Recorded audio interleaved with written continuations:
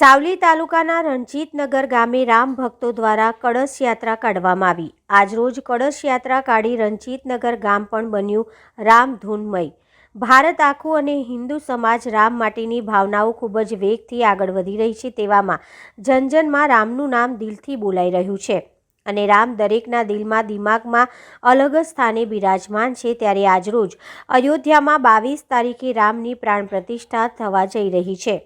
તેવામાં ગામે ગામ શેરીએ શેરીએ રામ નામની ગૂંજ થાય તેવી દરેકની ઈચ્છાઓને પૂર્ણ કરવાના ઉદ્દેશથી ચાલી રહેલા માહોલમાં આજરોજ સાવલી તાલુકાના રણજીતનગર ગામમાં પણ માહોલ બનાવી ગામના સરપંચ રાઠોડ દલપતસિંહ દ્વારા કળશની શોભાયાત્રા ડીજેના તાલ સાથે કાઢી ગામ આખામાં ફરી રામ નામથી ગુંજાવી દીધું હતું।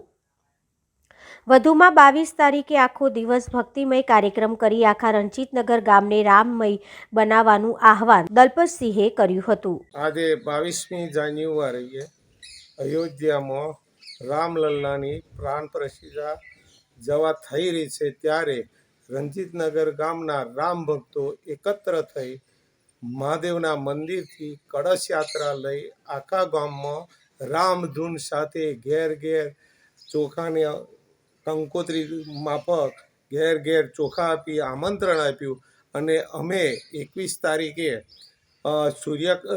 સુંદરકાંડ રાખેલ છે।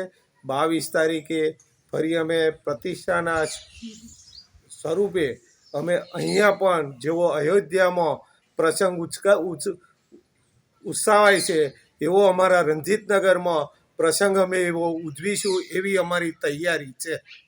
આ કળશ યાત્રા કરવાનું મેઇન કારણ શું?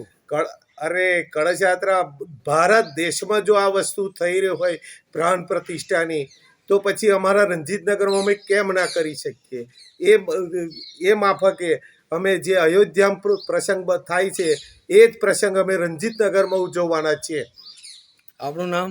દલપતસિંહ રાઠોડ, સરપંચ રણજીતનગર। બરોબર।